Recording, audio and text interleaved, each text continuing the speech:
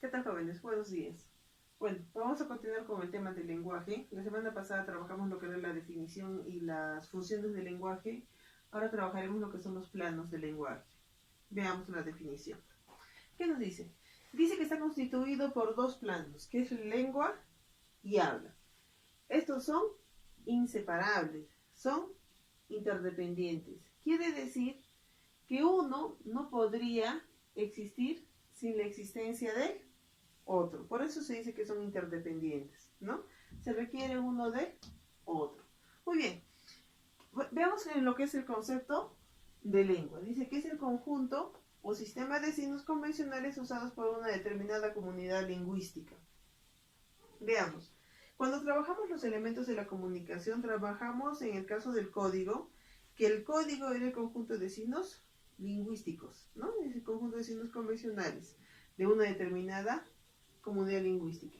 En este caso podríamos decir también que la lengua, ¿no? Es el código, ¿no? Que maneja una determinada comunidad. Veamos. Ya también en el caso del habla, es el uso de este conjunto de signos lingüísticos, que lo hacen de manera individual.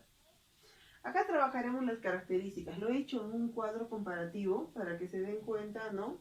El contraste que tiene tanto las características de la lengua frente a las características del habla. Se dice que es teórica, ¿ya? Para su aprendizaje se somete a reglas o normas. Cuando yo empiezo a manejar una determinada lengua, yo necesito saber, ¿no? Cuáles son sus normas, cuáles son sus reglas, sus lineamientos. Un ejemplo sencillísimo, el de acá. Miren, tengo acá la palabra público y acá la palabra publicó. Maneja, es una misma palabra, tienen las mismas sílabas, pero varía el significado simplemente por la ubicación de la tilde. En este caso encontramos la tilde en la última sílaba y en este caso en la antepenúltima sílaba. Entonces, por la ubicación varía. ¿Qué cosa es lo que yo necesito hacer para esto? Utilizar las normas, ¿no? De acuerdo a la acentuación general me indica que las palabras que llevan la mayor fuerza de voz en la última sílaba llevan tilde siempre y cuando terminen en NSO vocal. Acá termina en una vocal y lleva tilde. Lo que acabo de hacer es, ¿no? Mencionar una norma de la lengua, ¿ya? Por eso se dice que es teórica, porque aprendo las normas. En el caso es práctica, en el caso de la obra es práctica, se materializa tanto en sonidos articulados como en la forma de escribir.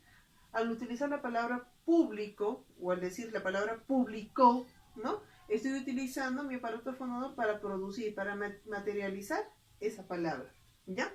Se dice que es más o menos fija, ¿ya?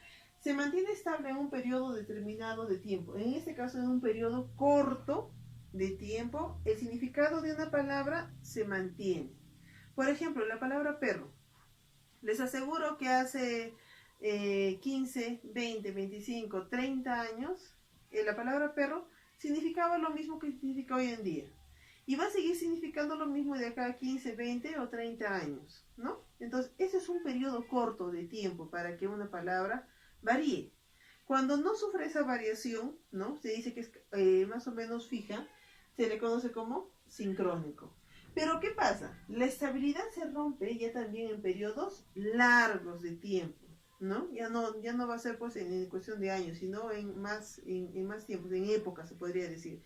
Por ejemplo, en el siglo XII, la palabra amiga, que hoy día conocemos, no se escribía de la misma forma, ¿no? En aquel entonces. En aquel entonces se escribía amica, con C. ¿Cuánto tiempo ha pasado del siglo XII al siglo XXI, ¿no? Para que esa palabra varíe, así sea en una sola consonante, varíe, ¿no? A esa variación de esa palabra se le conoce como diacrónico, en periodos largos. En cambio, se dice que el habla también es variable. Esta sí sufre variaciones constantes. Dice, obedece al interés o necesidad de cada emisor que lo determina en su educación, madurez, etc. Por ejemplo, cuando decimos que varía, una persona que maneja carro, digamos, o si no, el cobrador de la combi, ¿ya? tienen una manera de expresarse muy diferente a la que se expresa, por ejemplo, un médico. ¿Sí o no? Varía. Entonces, el habla varía, por eso se dice que es variable. Decimos que es social. Se considera como producto creado por una comunidad lingüística. ¿Ya? Nosotros somos una comunidad lingüística. El Perú es una comunidad lingüística. Por ejemplo, nuestra primera lengua ha sido el quechua. Vinieron los españoles, ¿no? Y introdujeron el castellano.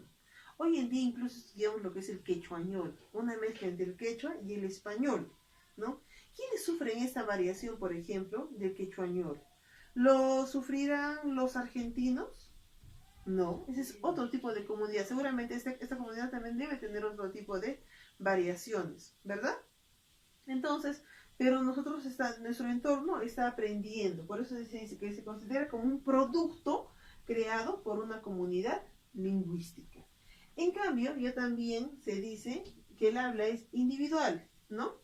Se manifiesta de manera diferente en cada integrante de una comunidad. Por ejemplo, en mi caso, les aseguro que mi manera de hablar ha cambiado totalmente cuando yo tenía 3 años, cuando tenía 10, cuando tenía 15, actualmente, y seguramente se seguirá variando, digamos, cuando tenga 60, 70 años, ¿no? En una misma persona, ¿cómo varía incluso, ¿no? Su habla, ¿ya?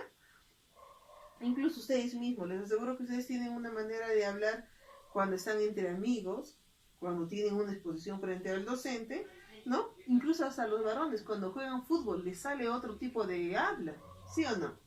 Muy bien. Tenemos, por ejemplo, en el caso de la lengua se dice que es psíquica, ¿no? Su estructura se desarrolla en el cerebro y es de naturaleza mental, ¿no? Todo lo que nosotros vamos aprendiendo sobre las reglas, las normas, las vamos grabando. En este caso, por ejemplo, manejan lo que es la imagen acústica, que viene a ser la forma como el conjunto de fonemas vocálicos con el conjunto de fonemas consonánticos que forman una palabra. Y la imagen conceptual, la imagen que está representada en mi cabecita. Cuando yo les digo, por ejemplo, la palabra manzana, ¿qué es lo que ustedes dibujan en su cerebro? ¿Dibujan la manera de cómo se escribe manzana o dibujan la manzana en sí?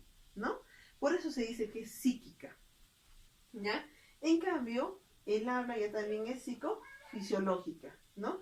Actividad mental, que lo que tengo que hacer es revivir lo que tengo en la cabecita, ¿no? Codificar la idea que quiero dar a conocer.